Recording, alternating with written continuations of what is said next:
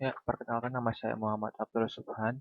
Saya di sini akan menjelaskan tentang Syngas dari gasifikasi biomasa superkritikal.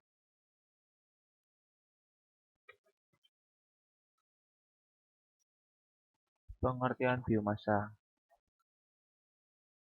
Biomasa adalah bahan bakar yang dapat diperbarui dan secara umum berasal dari makhluk hidup atau non-fosil yang di dalamnya tersimpan energi atau dalam definisi lain, biomasa merupakan keseluruhan materi yang berasal dari makhluk hidup yang termasuk bahan organik yang hidup maupun yang mati, baik itu di atas permukaan tanah maupun yang di bawah permukaan tanah.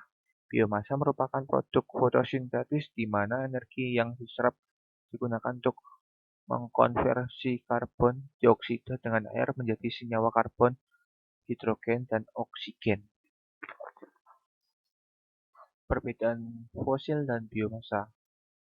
Energi biomasa adalah bentuk energi yang paling alami dan dapat diperoleh dari tanaman mati, kulit, dan batang pohon, kotoran hewan, residu pabrik, dan tempat-tempat lainnya. Sebagian besar merupakan sumber yang murah dan dengan demikian biaya produksi energi biomasa menjadi murah pula. Sedangkan bahan bakar fosil, seperti yang kita tahu, diperoleh dari deposit fosil yang kayak seperti batu bara yang terkubur di bawah tanah, yang sudah terkubur selama berabad-abad. Mereka adalah sumber energi yang paling umum dewasa ini. Bahan bakar fosil tidak dapat ditemukan setiap tempat dan hanya terdapat di beberapa negara seperti negara Midland Asia yang memiliki cadangan energi yang melimpah. Berikut ini adalah keuntungan menggunakan biomasa dan kerugiannya. Keuntungan menggunakan biomasa. Biomasa memiliki banyak keunggulan dibandingkan bahan bakar fosil, batu bara, minyak, gas alam. Ini adalah sebagai berikut. 1. Biomasa lebih murah.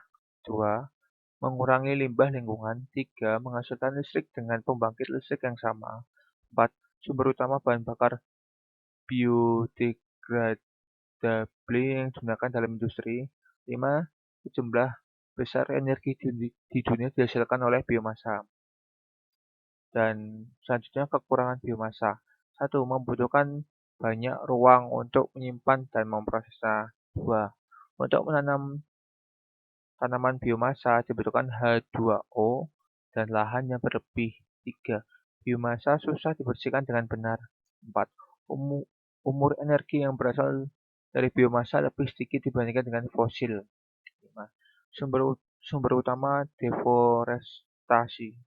6. Biomasa ini melepaskan racun seperti NO, CO2, CO, karsinogen yang menyebabkan efek rumah kaca, pemanasan global, dan penipisan ozon. 7. Jika pelepasan karbon selama pembakaran meningkat, hal itu menyebabkan berbagai penyakit kronis termasuk asma, kanker, paru-paru, penyakit jantung, dan masalah ginjal. Energi fosil yang di Indonesia saat ini sudah tidak banyak lagi. Cadangan minyak di bumi Indonesia tinggal 3,77 miliar barel. Jika ditemukan cadangan fosil baru, maka energi ini akan habis dalam waktu kurang lebih 9 tahun. Di bawah ini adalah merupakan gambar dari batu bara yang akan digunakan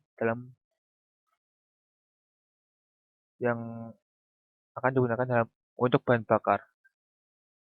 Ada seperti yang kita lihat di bawah ini adalah gambar batu bara, minyak bumi, dan gas.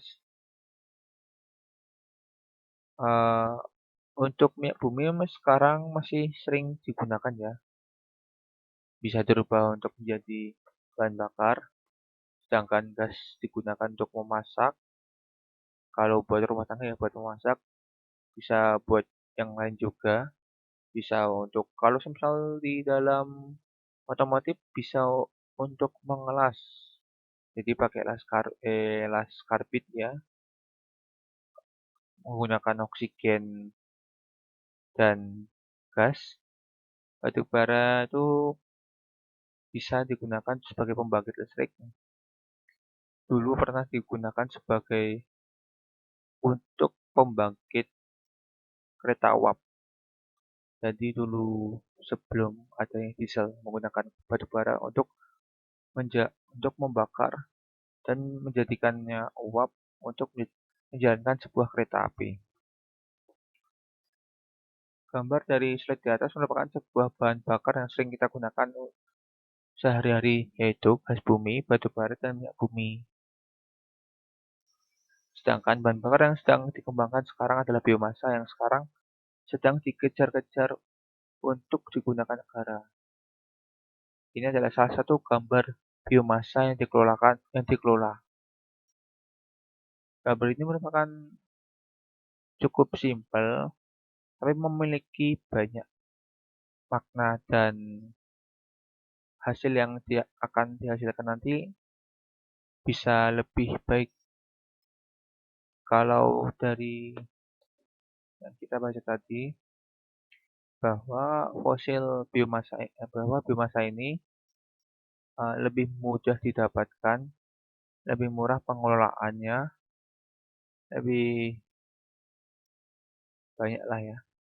Dan kekurangannya itu juga ada, memerlukan lahan banyak, pembersihannya kurang bersih, dan lain-lain seperti gambar di atas tadi.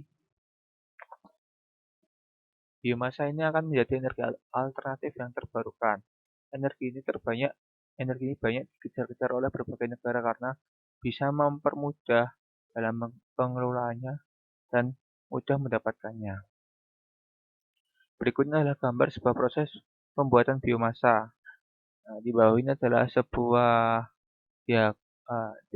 seperti diagram. Ini udah gambar lah ya. Yang pertama itu dari biomasa dimasukkan ke dalam gas viewer, isi dengan air, kemudian ke tangki char cracker, kemudian gas cooler, ada gambar tar, oil, ash, dan oil. Biomasa ini akan dimasukkan ke dalam alat ini, akan diproses menggunakan alat-alat tersebut, dan kemudian akan menjadi gas tank. Terus kemudian akan digunakan untuk menjadikan energi seperti listrik dan lain-lain.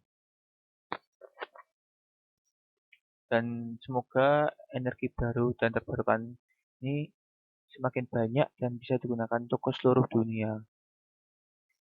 Sekian dan terima kasih yang sudah melihat presentasi saya yang akan digunakan untuk memenuhi syarat sastra 1.